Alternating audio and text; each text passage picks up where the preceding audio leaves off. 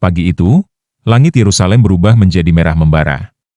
Suara sirene meraung sejak pukul 4.30 waktu setempat, menandakan bahaya besar mendekat. Belum sempat warga berlindung, dentuman keras mengguncang tanah suci. Sebanyak 700 rudal hipersonik milik Iran menghujani ibu kota Israel secara bertubi-tubi.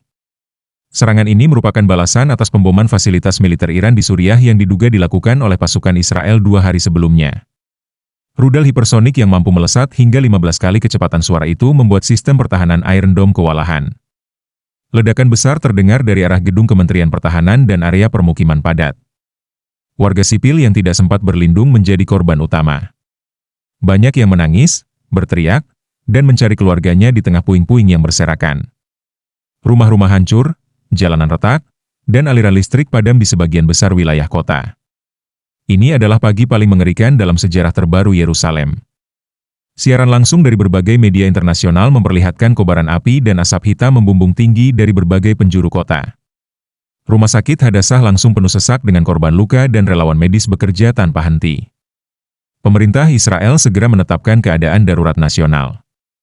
Para pemimpin dunia pun mulai merespons. Presiden AS mengadakan rapat darurat dengan Dewan Keamanan PBB, sementara Liga Arab memberikan pernyataan dukungan penuh untuk Iran. Dunia menahan napas atas potensi perang besar yang akan meletus dari Timur Tengah. Tangisan seorang ibu yang kehilangan 2 anaknya di reruntuhan apartemen menjadi simbol penderitaan warga Yerusalem. "Tolong hentikan, cukup sudah," jeritnya di depan kamera media lokal. Ungkapan ini kemudian viral dan menjadi tagar global di media sosial. Ratusan warga yang selamat berkumpul di tempat perlindungan darurat. Suasana penuh ketakutan dan ketidakpastian melanda mereka. "Kami bukan bagian dari politik, kami hanya ingin hidup," ujar seorang lansia yang mengenakan selimut darurat sambil gemetar.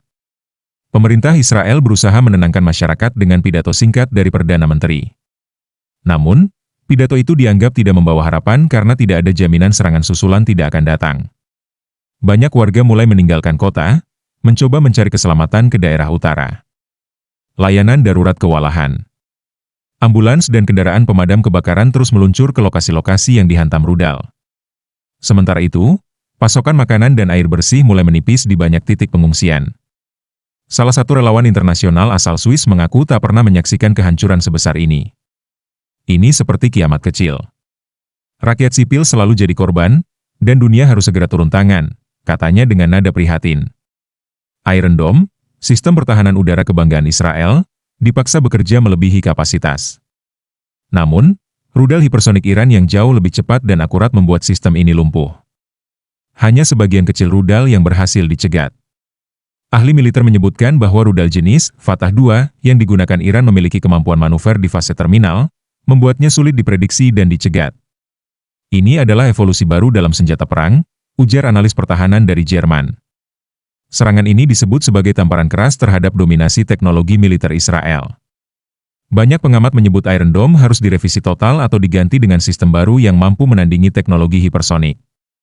Beberapa pangkalan militer Israel bahkan mengalami kerusakan besar. Radar utama yang berada di selatan Yerusalem dilaporkan hancur, membuat pertahanan selanjutnya semakin rentan. Sementara itu, warga panik karena tahu satu hal, tidak ada lagi yang bisa melindungi mereka dari langit. Israel pun segera menghubungi sekutunya, terutama Amerika Serikat dan Inggris, untuk mendapatkan sistem bantuan udara tambahan. Namun, waktu terus berjalan dan ketakutan makin menjadi-jadi. Dalam waktu 12 jam setelah serangan, Israel meluncurkan ratusan jet tempur menuju wilayah perbatasan Iran. Beberapa pangkalan udara di Teheran, Mashhad, dan Isfahan menjadi target utama. Ledakan besar terdengar dari pusat kota Teheran. Namun Iran telah bersiap. Mereka mengaktifkan sistem pertahanan rudal Bafar 373 dan menghancurkan sebagian besar pesawat tanpa awak milik Israel. Media Iran mempublikasikan keberhasilan tersebut sebagai bukti keunggulan mereka dalam pertahanan udara. Situasi ini makin meningkatkan eskalasi konflik. Kedua negara kini resmi memasuki fase saling balas tanpa batas. Korban terus berjatuhan, baik dari pihak militer maupun sipil. Israel menyatakan serangan ke Iran adalah bentuk pertahanan mutlak, namun komunitas internasional mulai kehilangan kesabaran. Dewan Keamanan PBB segera mengadakan sidang darurat untuk meredakan konflik. Namun, tidak semua anggota Dewan sepakat. China dan Rusia cenderung membela Iran, sementara AS dan Inggris tetap memihak Israel. Dunia berada di ambang pecahnya Perang Dunia Ketiga di Timur Tengah. Lebih dari 1.200 orang dinyatakan tewas di Israel, mayoritas adalah warga sipil.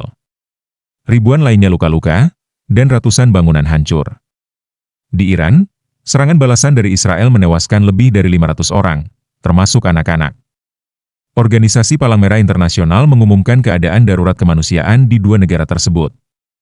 Bantuan medis, makanan, dan perlindungan kini menjadi kebutuhan mendesak bagi jutaan warga terdampak. Rumah sakit dipenuhi pasien, dan banyak yang terpaksa dirawat di lorong-lorong atau tenda darurat. Dokter dan perawat bekerja non-stop tanpa tidur selama 48 jam. Beberapa bahkan kehabisan obat dan harus merawat dengan alat seadanya. Anak-anak menjadi kelompok paling rentan. Mereka kehilangan orang tua, tempat tinggal, dan masa depan. Laporan UNICEF menyebutkan trauma psikologis pada anak-anak di Israel dan Iran kini berada pada level ekstrim. Beberapa negara Eropa mulai mengevakuasi warganya dari wilayah konflik. Bandara Internasional Ben Gurion ditutup, dan jalur penerbangan sipil dihentikan. Dunia menyaksikan kehancuran demi kehancuran yang tak kunjung berhenti. Gelombang protes internasional mulai menggema. Di New York, Paris, Berlin, dan Jakarta, ribuan orang turun ke jalan menyerukan gencatan senjata. Spanduk bertuliskan, "Stop War Now," dan "Save Civilians" membanjiri jalan-jalan utama. Sekretaris Jenderal PBB, Antonio Guterres, menyatakan kekhawatirannya akan potensi kehancuran global jika konflik ini terus berlanjut. Ia menyerukan dialog damai antara Iran dan Israel di bawah mediasi internasional. Namun hingga saat ini, kedua negara masih bersikukuh pada posisi masing-masing. Paus Fransiskus dan pemimpin besar dunia Islam, termasuk dari Mesir dan Arab Saudi, mengirimkan pesan perdamaian dan menawarkan diri menjadi mediator. Namun, upaya diplomasi masih terhambat oleh kemarahan dan dendam yang belum reda. Di media sosial, hashtag seperti Pray for Jerusalem dan Save Tehran menjadi trending topik global. Netizen dari berbagai negara mengungkapkan empati dan menyerukan solidaritas lintas agama dan kebangsaan. Namun, di tengah upaya damai ini, suara ledakan masih terdengar dari perbatasan Gaza hingga perbatasan Irak.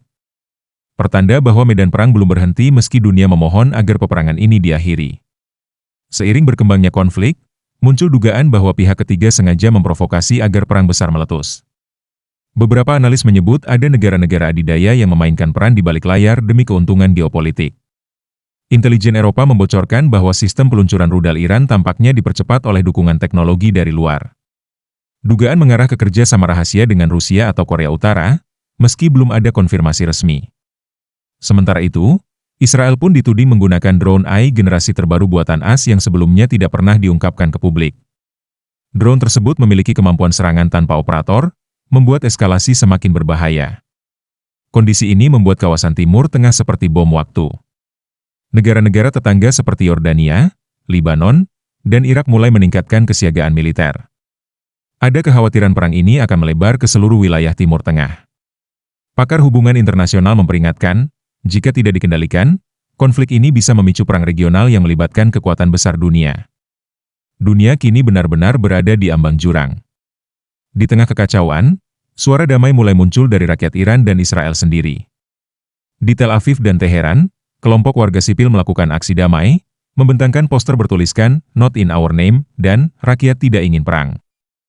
Gerakan ini menyebar cepat, terutama di kalangan anak muda yang aktif di media sosial. Mereka menolak dijadikan alat politik dan militer yang hanya menambah penderitaan. Banyak yang menyuarakan pengalaman kehilangan keluarga, rumah, dan masa depan akibat perang. Di Teheran, seorang pemuda Iran bernama Navid berani tampil di televisi lokal menyerukan perdamaian. "Musuh kita bukan rakyat Israel, tapi kebijakan yang tidak peduli pada nyawa manusia," ujarnya lirih. Pernyataannya viral dan mengundang simpati luas. Demikian pula di Yerusalem, seorang remaja Yahudi yang selamat dari ledakan menulis surat terbuka kepada rakyat Iran. "Kita semua korban. Mari hentikan ini sebelum lebih banyak anak-anak tewas," tulisnya. Gerakan ini memberi harapan baru, bahwa di balik asap perang, masih ada suara nurani yang menyala. Dunia mulai memberi perhatian lebih pada suara-suara rakyat yang selama ini tertindas oleh kebijakan kekuasaan.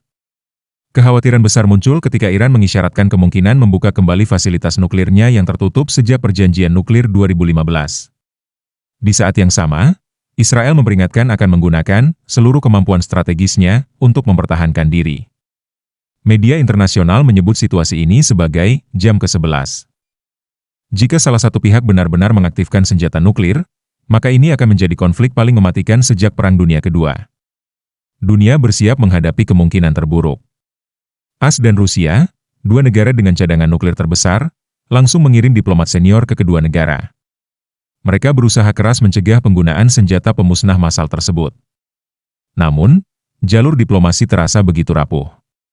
Di ruang bawah tanah Knesset, pemimpin Israel melakukan sidang darurat tertutup. Di saat yang sama, militer Iran memperketat penjagaan di fasilitas nuklir Natanz dan Fordow. Tensi semakin panas. Masyarakat global dicekam ketakutan. Banyak yang mulai menimbun makanan dan bahan bakar, khawatir akan efek global jika perang nuklir benar-benar terjadi.